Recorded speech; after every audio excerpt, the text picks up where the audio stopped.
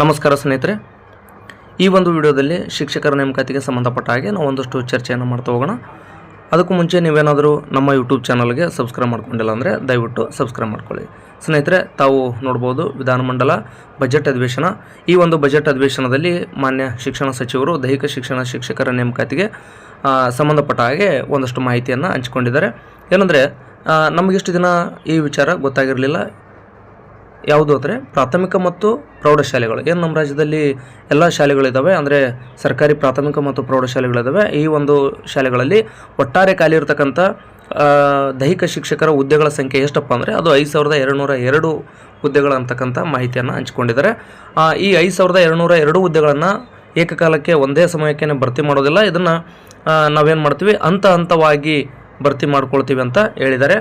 ನಿಮಗೆ ನಾನಿಷ್ಟು ದಿನ ಮಾಹಿತಿಯನ್ನು ನೀಡ್ತಾ ಬಂದಿದ್ದೆ. ಏನಂದರೆ 5267 ಶಿಕ್ಷಕರ ನೇಮಕಾತಿಗೆ ಸಂಬಂಧಪಟ್ಟ ಹಾಗೆ HK ಭಾಗಕ್ಕೆ ನೇಮಕಾತಿ ಆಗುತ್ತೆ ಅನ್ನುವಂಥ ವಿಚಾರವನ್ನು ನಾನು ಹಲವಾರು ವಿಡಿಯೋಗಳಲ್ಲಿ ನಿಮಗೆ ಮಾಹಿತಿಯನ್ನು ಶೇರ್ ಮಾಡ್ಕೊಂಡಿದ್ದೀನಿ. ಅಂದರೆ 5267 ಹುದ್ದೆಗಳು HK ಭಾಗಕ್ಕೆ, ಇನ್ನುಳಿದಂತೆ ಮಿನಿಮಮ್ 5000 ಹುದ್ದೆಗಳು ನಾನ್ HK ಭಾಗಕ್ಕೆ, ಒಟ್ಟಾರೆಯಾಗಿ 10267 ಹುದ್ದೆಗಳಂತ ನಾನು ನಿಮಗೆ ಹಲವಾರು ವಿಡಿಯೋಗಳಲ್ಲಿ ನಾನು ಸ್ಪಷ್ಟವಾಗಿ ನಿಮಗೆ ಹೇಳಿದ್ದೀನಿ.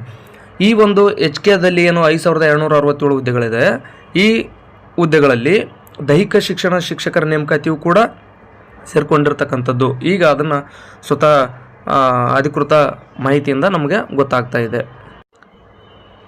ಆ ಕಾರಣದಿಂದಾಗಿ ಹಲವಾರು ಅಭ್ಯರ್ಥಿಗಳು ನೋಡಿ, ಈ ಕಡೆ ಕನ್ನಡ, ಇಂಗ್ಲೀಷು, ಸಮಾಜ ವಿಜ್ಞಾನ ಹೀಗೆ ಹಲವಾರು ಹುದ್ದೆಗಳಿಗೆ ನೇಮಕಾತಿ ಆದ್ರೂ ಕೂಡ ದೈಹಿಕ ಶಿಕ್ಷಣ ಶಿಕ್ಷಕರ ನೇಮಕಾತಿ ಆಗಿರಲಿಲ್ಲ. ಹಲವಾರು ಅಭ್ಯರ್ಥಿಗಳು ಇದಕ್ಕೋಸ್ಕರ ಕಾಯ್ತಾ ಇದ್ದರು. ಇದೀಗ ಅವರಿಗೆ ಒಂದು ಸಮಯ ಒದಗಿ ಬಂದಿದೆ ಅಂತಲೇ ಹೇಳ್ಬೋದು. ಯಾಕಂದರೆ HKK ಬೇರೆ ಮತ್ತು ನಾನ್ HKK ಬೇರೆ ದೈಹಿಕ ಶಿಕ್ಷಕರ ನೇಮಕಾತಿ ಹುದ್ದೆಗಳಿಗೆ ಈ ಒಂದು ನೇಮಕಾತಿ ನಡೆಯುತ್ತೆ. ಸೊ ಯಾರೆಲ್ಲ ಆಸ್ಪಿರೆಂಟ್ಸ್ ಇದ್ರಿ, ನಿಮ್ಮ ತಯಾರಿಯನ್ನು ಆರಂಭಿಸುವಂಥದ್ದು ಉತ್ತಮ. ಜೊತೆಗೆ ಉಳಿದಂಥ ಅಭ್ಯರ್ಥಿಗಳಿಗೆ ತಿಳಿಸುವುದೇನೆಂದರೆ 5267 ಶಿಕ್ಷಕರ ಹುದ್ದೆಗಳಿಗೆ HK ಭಾಗಕ್ಕೆ ನೋಟಿಫಿಕೇಶನ್ ಆದರೆ ಇನ್ನುಳಿದ ಭಾಗಕ್ಕೆ 5000ಕ್ಕಿಂತ ಹೆಚ್ಚು ಹುದ್ದೆಗಳಿಗೆ ಆಗುತ್ತೆ. ಒಟ್ಟಾರೆಯಾಗಿ ಒಂದು 15000ವರೆಗೂ ಆಗ್ಬೋದು ಅಂತಕ್ಕಂಥ ನಿರೀಕ್ಷೆ ಇದೆ.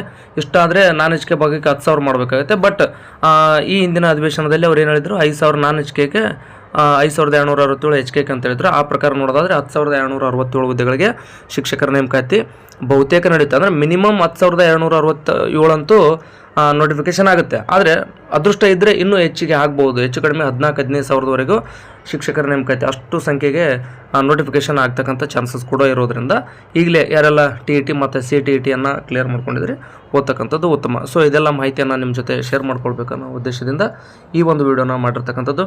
ನಿಮಗೇನಾದರೂ ಡೌಟ್ ಇದ್ದರೆ ಕಾಮನ್ ಆಗಿ ಪ್ರತಿ ಸಾರಿ ಹೇಳುವಂತೆ ಕಮೆಂಟ್ ಬಾಕ್ಸ್ ಅಂತೂ ಓಪನ್ ಇದ್ದೇ ಇರುತ್ತೆ. ನಿಮ್ಮ ಎಲ್ಲ ಪ್ರಶ್ನೆಗಳನ್ನು ಅಲ್ಲಿ ಕೇಳ್ಬೋದು. ನಾನು ನಿಮಗೆ ಉತ್ತರಿಸುವಂಥ ಪ್ರಯತ್ನವನ್ನು ಮಾಡ್ತೀನಿ ಅಂತ ಹೇಳ್ತಾ ಈ ಒಂದು ವಿಡಿಯೋನ ಇಲ್ಲಿಗೆ ಮುಗಿಸ್ತಾ ಇದ್ದೀನಿ. ಧನ್ಯವಾದಗಳು.